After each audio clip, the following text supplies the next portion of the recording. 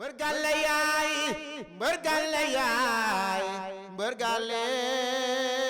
yaay mbër gàlle yaay su guddee fooy fanaan mbër gàlle yaay mbër gàlle yaay mbër gàlle yaay su guddee fooy fanaan. asalaamaaleykum suñu mbokki internet yi di leen nuyu bu baax di leen ziar di leen bëggee yéen ñuy suivre sur Kewel Info kon ni ñu koy defee à chaque fois jotaay lamb nag tey ñëw ñu déplacé wu ñëw fii si benn brak ñëw seen champion gannaaw ba mu bëree dimanche passé ki nga xamante ni nag moom mooy promoteur bi nu mu tudd. Jéeri Ngoone gannaaw ba mu ñu indilee combat bu neex combat boo xamante ni revanche la woon ci diggante ki nga xamante ni moom mooy armée bu benn brak mbolo ak ambulance bu Thiès mu nekk combat boo xamante ni dañ ko doon xaar si ñaari camp yëpp di félicité nag ki nga xamante ni moom mooy ambulance di encouragé ki nga xamante ni moom mooy armée ñu fas yéene waxtaan ak moom ci làmbam ndax làmb bi nii gis nañu préparation bi metti na am na yu bëri yoo xamante ni peut-être mbër mi dund na ko tey nag ñu bëgg a waxtaan ak moom yaatal pour ñi nga xamante ne ñoom ñooy suivre sur Kewel Info ndax kon li ma wax rek yéen lépp loo leen cliqué rek dañ koy dox armée ngeen ñu laaj mais nii nag waxtaan ak moom ci làmbam bi passé ak tamit armée ba woon ak bii ndax gars yi nag am na yu bari bari yóbbante nañ ma ci moom dama koy bàyyi mu nuyoo ñu dugg ci waxtaan bi armée maa ngi lay nuyu. auzu billaahi bismillaahi inna wali yàlla Fatma maa ngi lay nuyu di nuyu sa cameraman bi Diaw di nuyu suma gaay surtout suma fans yi di nuyu suma waa dëkk waa Mbëri di nuyu suma waa dëkk aussi waa Saalum bi yëpp surtout waa Mbayla Ndour di nuyu waa Njàmbur di nuyu képp kuy bëggee armée rek fu mu mën di nekk rek maa ngi lay nuyu avant tout di jégalu suma supporters yëpp ñi nga xam ne tey dañu sonn ndax man ñi nga xam ni lekkuñu ba suur naanuñu ba màndi ngir man ngir jéem jëmu ju xeebu am ma leen waa sant bu baax a baax di leen jégalu bu baax a baax waa jàmm bu doon uti la yàlla buur bi mayu ko amaana daana ma may lu bare waaw dama koy sant ci loolu bu baax a baax waaw. armée tey kenn du fi nekk naan armée dañuy ñëw ci li nga xamante ni mooy sa combat yi weesu armée ñaata combat nga def. man 13 combats laa bëre si dimanche bi passé mooy sama 13e combat. 10 victoires 3 défaites.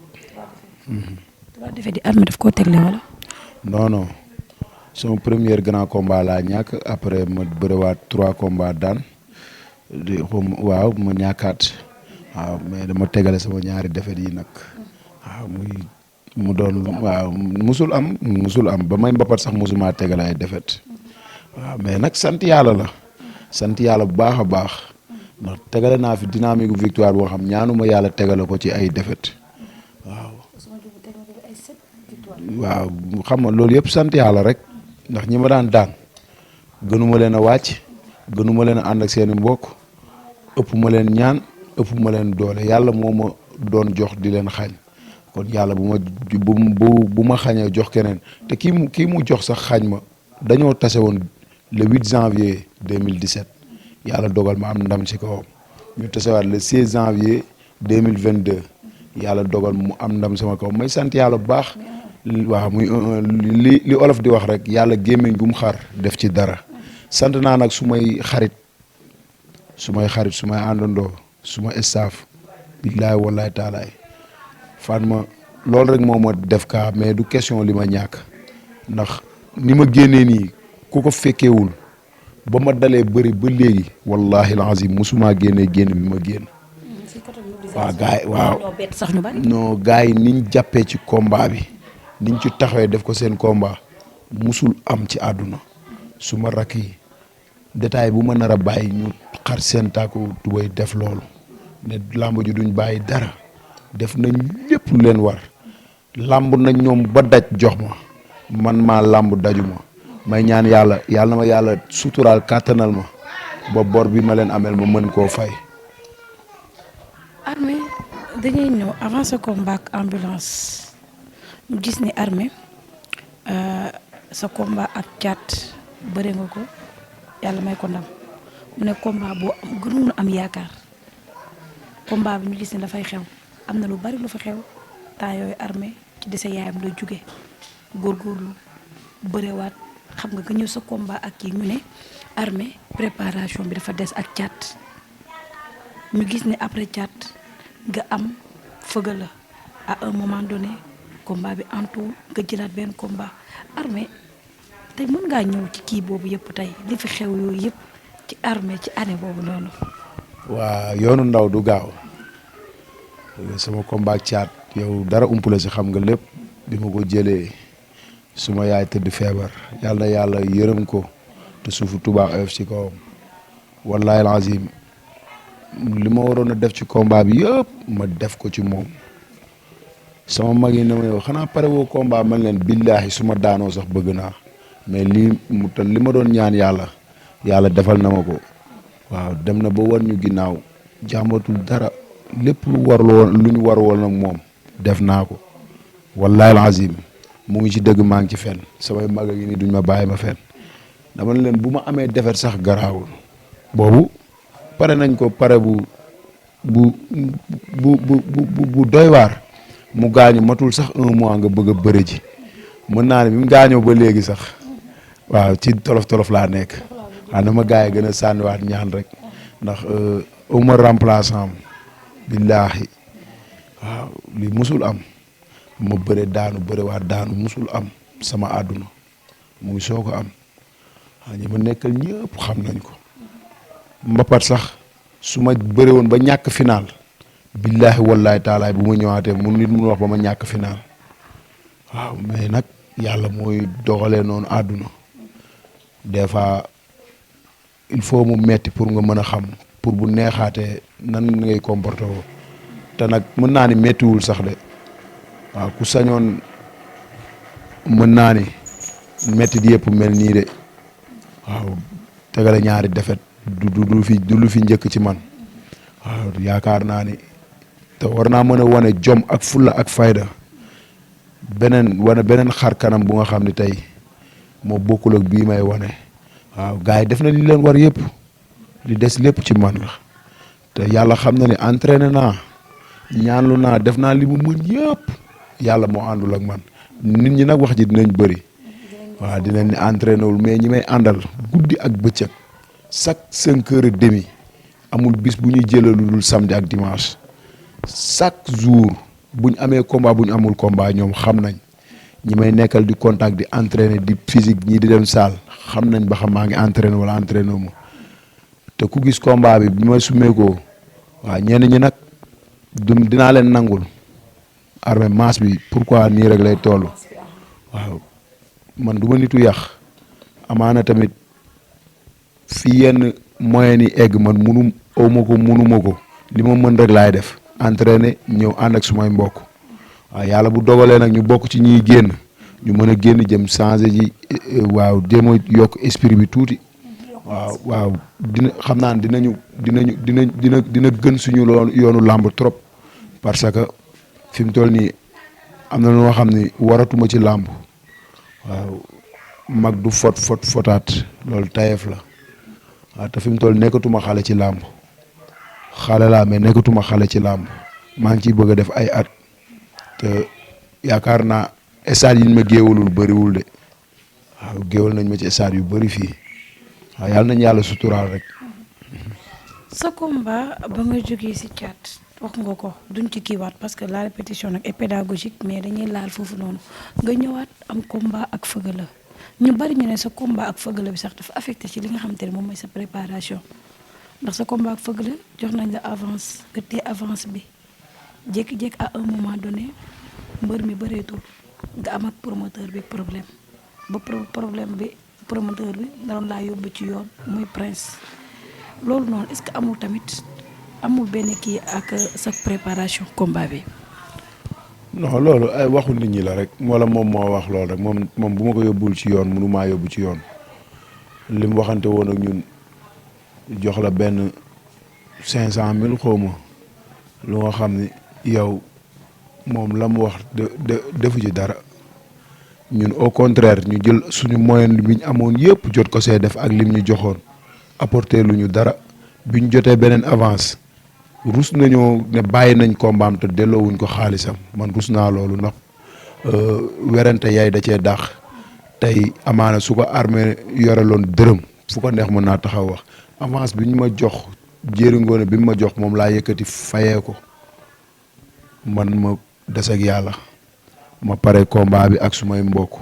seetaanuñ ma benn yoon. est-ce que tey promoteur bu la jox xaalis ne la nga waajal mbër boobu léegi mbër boobu ñëwul léegi da nga am droit pour jox ko xaalis bi wala promoteur bi moo bëggatul woon combat bi. promoteur bi boobu déggoon wax loolu jarul ma ci sori wax naa si waxati si dëkku daa mënut a tëgg xam nga li gën a bon mooy di tardel ay doomu aadama te loolu dootul amati man ak moom ci kaw suuf bu naree am ma xaru man maa ko bàyyi difficilement jafe-jafe bu ma nekkee moo ma ko yóbbee waaw ci jafe-jafe làmb bu ma nekkee moo ma ko yóbbee dama koy waxaat encore une fois waaw da lay ñëw tënk la waaw def ay publicité mu wane ne dalaa kii te du la apporter dara nga topp ci di daw presque da lay année balance loo première deuxième nga ñëw nekkaat ci contre Thiat moom moo ko njëkkoon a tëgg wax naa ko waxati ko noonu la ma defa def ba mu mënatul ba dernier moment ci laay soog a jël avance Luc Nicolaï bu nga xam ne tey moom la dumbul demoon ma jël ko fay ko xaalisam tamit aussi dama ko delluwaat xaalisam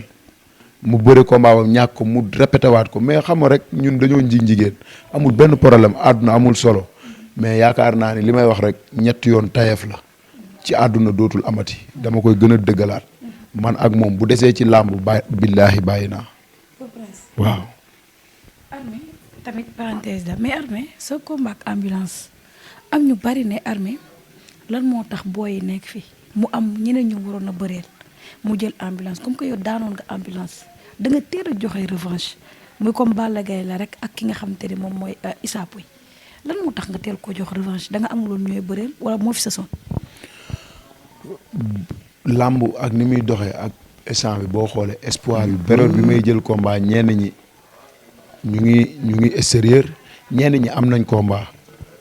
te mbëru gox bu mel ni man maanaam damay toog di xaar nit bëre ba pare ma soog koo jël loolu du sens ci man promoteur bi mu xoolee xool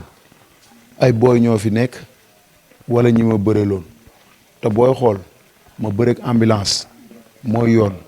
donte que biñ bëree am naa ndam ci kawam mais tamit defu fi lu nga xam ne tamit tey war nañoo mën a bañ a bëre te yàlla mën naa doxaat ñu bërewaat ndax man ak moom 1-1 la àdduna noonu la du question ni ku ma bëre la du ma bërewaat ak moom 2017 lañ bëre ba 2022 loolu du benn bis du ñaari bis du benn saison du ñaari saison waaw loolu man yaakaaruma ni dara nekk biñ ma ci waxee biñ ne ma ambulance moo fi nekk comme adversaire buñ bëgg man leen bu staff bi d'accord man awma lu may bañ ci loolu su ma naataangoo la waaw ñoom su may mag lañ ci làmbu sax laay wax ñoom bëri nañ lu yàgg bëréew ma waaye li may wax rek yàlla moo ma suturaal rek ma ñëw fekk leen mais billaay wallaay taalaay bi muy bëri grand combat fii Dakar moom ak comment sax laay bee je crois laay bee xaw ma building ñaar ñooñu kenn la si jour boobu ci suba si man laa waroon a bëre sama troisième combat arène moom muy bëre si grand combat kon suñ demee ba tey di bëre ñaari yoon kon ça veut dire que ñun am na jéego bu ñu def te tamit dañ koy gën a yokkaat il faut ñu yokkaat ko ndax tey gis naa fi ma nit ñi teg wallahi du sama yaafus du dara des fois jàmm bi dina uti lu nga xam ne gënul ci moom li gën ci man rek laay ñaan yàlla na ma yàlla di defal li gën ci man. sa combat ak ambulance ba tey après ñu gis ne pronostic yi Armé yaa ngi koy wax sa yàq dafa ndaw mais ñu bari dañuy jàpp ne Armé ambulance moo ko ëpp doole parce que man d'après man ñiy wax ñëpp dañ ne combat bi Armé amu ci woon chance parce que ambulance moo ko am doole surtout bañ gisee seen open press yi donte man gis naa ni Armé dafa yokk corpulence bi maa ngi la koy wax mais li tax tey boo déggee ñu ne sa combat ak Thiat doole moo la daan tey sa combat ak ambulance doole moo la daan loolu noonu tey boo ko déggee en âme et en conscience côté entraînement yi Armé dafa joxewul woon wala tamit ndax gisoon nañ sa loxo tamit dafa doon metti loolu noonu tamit te am na sax ku ne Armé combat waru koon bëre parce que li ci laxasu woon dafa bari. waaw gor moom gor rek la mën a doon pare naa ko ak difficultement pare naa ko ba ni le 26 janvier laa war a bëre ba combat bi des presque ay 15 jours ma amee loxo bu nga xam ni bëy bu nga xam ni buñ ni ma woon dañuy dagg sa loxo bi duma ko weddi ñi ma jege ñëpp promoteur bi sax gis na ko Abdou Lahad gars yi ne lii de man leen yàlla mën naa dogal balaa le 26 janvier mu tane ñun ma yow même bu tane nekkoo ci mais man loolu mu doon metti sax maa ngi doon góorgóorlu di entraîner li ma mën muy di physique ba mënumaa yëkkati weñ mënumaa contact mënuma def dara mais maa ngi doon entraîner tëdduma benn yoon billaay wallaay taalaay coono bu ne daj naa ko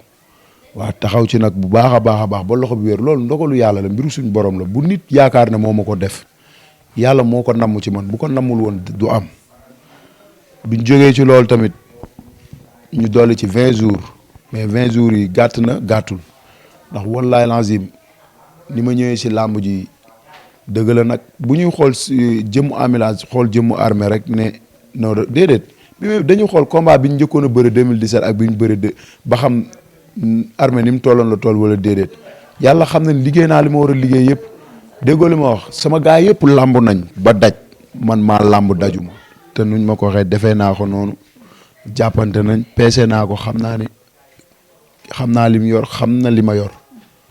taxaw na déglu ma xam ni làmb ji daal waruma nekk sax di taxaw waaw ndax. jël si revanche yow nekkul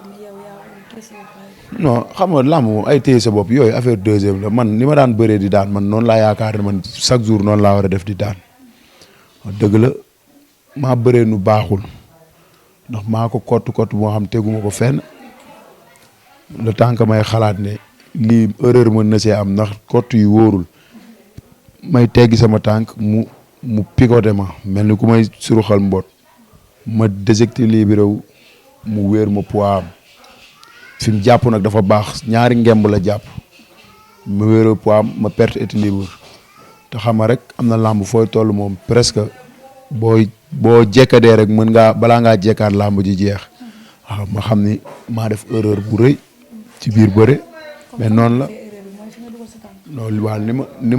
ni ma kale ak ni ma téye waroon naa mën a bëre beneen xeetu bëre bu dul boobu foofu du woon yoon waaw mais tamit boo waree ñàkk bu ma waroon a am su ma ko xëccee rek day def kaadaapi ni làmb ji jeex mais tamit yàlla mooy dogale noonu mbiram waaw lu mu namm ci jàmm bi nit munu ci daara képp kuy wax nag day wax lu ko neex rek mais yàlla mooy sottal ñun nag ay jaam yu xeebu lañ sabablu nañ nag lañ mën te dinañ gën a yokk ndax ñi ñu bëgg mooy góorgóorlu rek ñi ma bëgg ñoo tax. Armé dafa bàyyi mëninam parce que nee nañ Armé ba woon ak bii Armé bi daan tegle ay victoire ak bii du benn li tax mu bàyyi mëninam ndax léegi am na ñu bari sax dañuy yaakaar ne comme làmb ji da nga mel ni kii wootu la quoi amatoo ci benn envie ndax gis nañu ni ngay bëree léegi lan moo tax loolu. non yàlla xam na ni Armé bi daan bëre mooy bëre ba léegi ni ma daan bëree daanaka laay bëreel c'est que nag àdduna day dox nit ki tey nit ñi dañuy xër ba maanaam dañuy bëgg yow tamit doo bëgg lu dul liñ bëgg nga siy dox wax dëgg yàlla préparé nañ ma préparé bu jaar yoon ñëw naa làmb ji teg ko ci yoon mais bisu ñàkk daal du bisu am. dernier moment nag la jàppale ñëw. parce que da nga tiitoon. non combat bi. billaahi li ma ci am dernier moment semaine bi mujj su ma ko amoon làmb ji du demee nii waaw dëgg rek a neex yàlla làmb ji dernier moment laa ko préparé doon naa entraîné nag doon naa def mais bëri na ñu nga xam ne daan nañ ma ñaanal gisuñu ma sax ci làmb ji parce que Armé yorul woon moyen bu mu ko defee li ma yoroon teeloo naa ko loolu yëpp ay mbiru yàlla la waaye su may nit tamit billaay wallaay seetaanuñ ma benn yoon billaahi surtout suma rakk Pape Thiou waaw billaahi làmb ji def na ci lépp lu mu am dama ko mujj yërëm leb naa xaalis lebaat xaalis def ci làmb ji billaay wallaay taalaay làmb ji nag dëgg la amaana nag ku nekk li nga mën rek nga def ku nekk fi nga ko sentiree nga ko defee mais booy jàppale ku nga xam ne tey leer na la kii daa am ci yum jóge boo ko teelee jàppale mooy gën dina yombal ay mbiram lool mais ñun nag sant naa ñëpp nag sant naa ñëpp ndax dernier moment ñu bëri appuyé nañu suñ ñëwul woon duñ am ay oto aussi ñaari bolok yi ma jot a jënd duñ ko jënd gulet armée di bëre premier combat ba dernier mooy soog a jënd ñaari bolok ci combat bi man 5 bolok laa doon jël suma kase waaw mais may nañ ma benn bolok su may nit jàppale ma dajale jëndaat beneen bolok waaw yàlla suturaal nañu daal bëri nañ si jàmm ak salaam mais ak difficulté mais tamit dinañ gën a waajaat. est-ce que comme lii yëpp nga jànkonteel est-ce que Armé nekk nga à l'aise combat bi nga ni carrément moom combat bi est-ce que defoon nga sa xel combat bi di nga ko gagné parce que tamit xam nga il faut qu'on se dise la vérité préparation mystique bekk yooyu yëpp am na yu bari yoo xam te ne manqué nga ko dafa mel ni Armé da doon dem nii rek mais combat bi est-ce que réellement espoir bi nga daan wala confiance bi nga daan am ci mbër est-ce que amoon nga ko ni carrément lii nii ak lu mënta xew moom dinaa génn vainqueur. du ñàkk ba pare ñànki li war a am yàlla dogal na ko ba pare mais duñ wax tamit lu nekkut duñ fen yàlla bindeewuñ noonu suñu wéyjur yarewuñ ñu noonu Armé dernier moment la préparé combat bi semaine bi mujj képp ku may jàppale ci semaine mujj nga ma jàppale sant naa Kéba Kanté bu baax ndax suma ménagère woo na ko mu jàpp ci combat bi suma grand taala jàpp na ci xam nga ku ci mel ni monsieur le maire jëndal na gars yi benn bolok waaw ku mel ni Cheikh Mbacke Ndiaye jàpp na ci carré ticket yi bu baax ku mel ni honorable député moom jàpp na ci Tafa Fall sant naa ko bu baax Ifra tamit sant naa ko bu baax mais wallahi lazim billahi man mbëru gox laa bu ma keroog li ma génnee fii loolu rek mën na maa daaneel ndax xam naa ne stress bi may bërewaale billahi wallahi taalaay maag yàlla rek ko xam ndax parce que si non damaa xam ne làmb ju toll nii am na détails yu bëri nit mënu koo sax wax mais tamit ñiy jàppale Armé soxla am na lu nga xam ne tey bu ma ko mënee man am na loo xam ne sax bu ci yeggatee billaay bàyyi làmb moo may gën a lool sama jour open press laay soog a mën a am tëggkat bu ma tëggal esaat naru moon a yóbbu ay géwal esaat booy joo dafa xaru ne dañu uti tëggkat mu tëggal ñu ma ne ko joo lu fi amul duñ ko def yàllaa xam lii am mais xoolal naru moon a yóbbu tëggkat benn ak yeneen yu bëri bu dëgg rek neexee làmb ji cate na nit ñi am nañ ay ticket billahi wallahi wa taala amuñu oto yu leen yóbbu gaa yaa ngi nii Serigne Faye ngi nii gaa yi duñ ma bàyyi ma fenn ku doon yóbbu ay 8 car ak ay camion ñetti car laa yóbbu ñeneen ñi dañoo jël ay oto ñëw ñii yéeg ci biis yi ñëw ba am na benn booy dañ ko jàpp booy bi mu ngi soog a dem stade 17 ans la am démb ndax xamuñu fu mu nekk gaa yi jàpp ko yóbbu ko ne il faut mu dem taxaw kanam procureur may jégalu ay famille bu baax man jëmm ju xeebu ji la wallahi lazim lépp coow li yëpp man maa ko waral waaw bàyyi nañ ko démb fa lañ nekk bañ bàyyi ko ñu ànd ak moom ñu ndax da mineur la 17 ans la am mu ngi soog a dem stade affaire yi tas na amul oto bu mu yéeg xam naa mu topp gaa yi di dox gaa yi jàpp ko yóbbu ko waaw may jégalu ay famille yëpp waaw di leen jégaluwaat bu baax a baax a baax suñu làmb nag metti na mais yaakaar naa ne dina neex waaw ndax gars yi tamit jàpp nañ ci bu baax a baax. seen mafia bi nag neex la woo leen fan yii de. waaw neex la wuñ noonu la àdduna noonu la jafe-jafe boo gis jàpp na la nekk ci ginnaawam gars yi nañ gën a jàppaat rek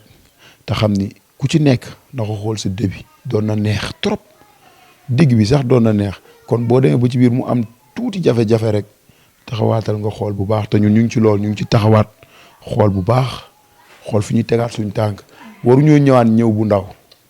ndax xam nañ li ñuy représenté bu baax a baax dafa fekk ne làmb ji ni mu demee la rek waaw moyen bi ma daan mën a def pour gagner làmb munuma ko awma ko sax laay wax du question ñàkk a sagal sa bopp mais ñi ma war a jàppale tamit liñ mën rek la ñuy def kenn du lor sa njaboot pour tamit def loo munut waaw ñu ngi leen di sant ñëpp xeebuñu kenn amaana sax nit jàpp na si te ma fàtte ko ndax nit woo na ma ba Argentine muy Modou Brésil boog jàppale ma te musuma ko gis jàpp ci combat bi ma koy sant bu baax di sant Abdourahmane pharmacie jàpp na si bu baax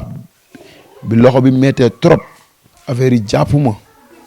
xaw ma lu may niru moo daanaka moo jàpp ci bagage yëpp ba lépp yombaat ba armée sax amaat courage bu bëre waaw ma sant ñëpp billaahi ñëpp di avant tout nag di jaale suma père Saaka Ndiaye moom laa waroon ubbee da daan jàppale armée yàlla dogal biñ ne ginnaaw suba laay bëre xom waa ci la waa ci liggéey ma koy ñaanal yàlla na suufu Tuubaa sedd ci kawam ak mboolem ku fa tëdd di ñaanal yàlla bépp way tawat yàlla na yàlla fëgg sa bopp. instant bi armée foo jëm gannaaw teg la nga 2 défaites mais tey ñi la daan tamit dañoo bokk ci làmb loolu la woon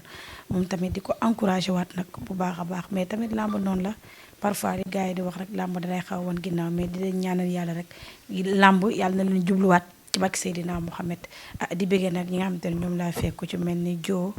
ay Serigne Faye mu sonle mu laqale mi di ko ziar moom nga xamante ne day sonn dina ci armée rek mais ci mbëru yëmbal yëpp moom it di ko ñaanal yàlla armée tamit di ko ñaanal yàlla jafe-jafe yëpp jeex ci barke Seydina Mohamed mu ñëwaat avec force ku nañ ko xamee woon rek mais dafa am benn yóbbante bu ñu ma yóbbante woon gars yi ne armée nga jàng xeex. waaw wax nañ dëgg waaw loolu am na ñu ngi ci sax doon jàng xeex mais tamit combat bi tolloon na fu nga xam ne armée buggu ci woon sax xeex wala muy wane ni xeex déedéet waaw boo xoolee sax jël naa ñaari coup mais taxul ma kii bugguma sax wallaay bu may xeex sax da nga xam ne kii li muy def bu gëmu ko buggu ko ndax bugguma suma adversaire egg ma fenn fu ma neexut bugguma woon loolu ci làmb ji. non si làmb ji dama ko fonkoon dama ko fonk mun naa ni jox cër bu ëpp làmb ji sax am na lu mu xaw a wàññi ci man tuuti làmb ji dama ko fonkoon trop parce que du man de wala suma carrière mais gis nga suma rakk yi ma topp billaay wallaay dañoo yëkkat seen moyen bi ñu am yëpp def ko pour rien que ma am ndam su ma ne leen waaye lu ñu amul nañ toog muñ yàlla ba ñun ma noonoo loolu mooy dernier xalaat ku mel ni ay njool ay Pape Cubu joo ay Pape Guy gi ay Alaaji Omar ay ñoom Taqa Muntaxa nelawul benn yoon ay tuube sama booy yi nag ñoom Jili Faye ak Mor Fall ak waaw booy yëpp booy café gi yëpp amul ku des su ma leen limee mënu maa matal ay ëmma di jaar fii xam nga gaa yëpp ma leen di sant nag Mbay Jaalo bu baax Mbay Jaalo billaay wallaay sant naa ko bu baax a baax suma grand wóor na yàlla ndam rek laa ko waroon a mën a fayee mais yàlla moo nangul di sant tamit aussi ñi jàppale armée yëpp ku mel ni ay Tafa Fall Ifra ay Talla Diop xam nga Cheikh Ndiaye Cheikh Mbacke Ndiaye Daara Ndiaye ñoom père Mansour Sow maa ngi koy ñaanal bu baax moom tamit jàpp na ci combat bu baax a baax ak mouvement émergence bi yëpp waaw di sant tamit fan sa armée yëpp billaay wallaay du ma cuuna de làmb ma won boppam rek te nañ ma xaar ci beneen jamono billaay wallaay dinaa ñëw wanewaat leneen lu bokkul ak lii. kon supporter li ñu mer yëpp da nga leen ko fay. non incha allahu rabbi bu yoon jeexul waaxusul du jeex la ma nekkoon démb ak bërki démb mu may ndam tey laa ci gën a nekk tey laa gën a fonk sama bopp tey laa gën a nangoo entraîner yàllaa ñëwul rek combat bi distance bu gàtt lañ ko préparé yàgg na mais distance bu gàtt lañ ko préparé. 20 jours. waaw wala lu ko gën a néew sax mais yàlla dogal na wane nañ def nañ ci maximum xaru nañ ci def nañ luñ mën yëpp surtout mafia taala bi ay ñoom Zé ñoom Papa Jëf yi abandoo yi xam nga gars yi waaw mais noonu la nañ jàpp rek neex la wuñ mais dara daana neex trop te gëm naa ni njëkkee naqari mujjee neex moo dàq fuuf njëkkee neex mujjee naqari na ma fi ab gën a jàpp te fi ñu ko jàpp nii billaay wallaay taalaay mën naa naqari tey mais du naqari suba ndax nangu nañoo entraîné gëm nañ làmb duñ dox ci lu dul fulla ak fayda képp ku ñu gis ñu sol suñu daal di dem entraînement wala tey ñuy dox ci lu nga xam ni ku ñu fa fekk waaw góor nga ñuy wax waaw loolu rek moo ñu boole leneen boole wuñu bañ nañ ko ba duñ gisante sax guddi fajar la ñu gisante wala ngoon heure entraînement yàlla dogal na loolu ku ci nekk nag ku xamut lu la neex mën ngaa wax. mais dox beeg yooyu yëpp ñu koy dégg. non loolu moom kenn sañu koo wax man kenn mësul dox ba gis ma fenn man xaw ma fenn xaw ma dancing xaw ma soirée xaw ma fenn fudul suma kër gii ñi ma nekkal xam nañ su ma nekkul sama gaale maa ngi ci café gi fii te café gi sax dañ may mere ndax damay toog lu yàgg duma fa ñëw. xale jigéen ñi nag. xale yu jigéen ñu ngi ni xale jigéen bu kon de ñoo gën a perte armée talu leen sax leneen nañ ci bopp bi.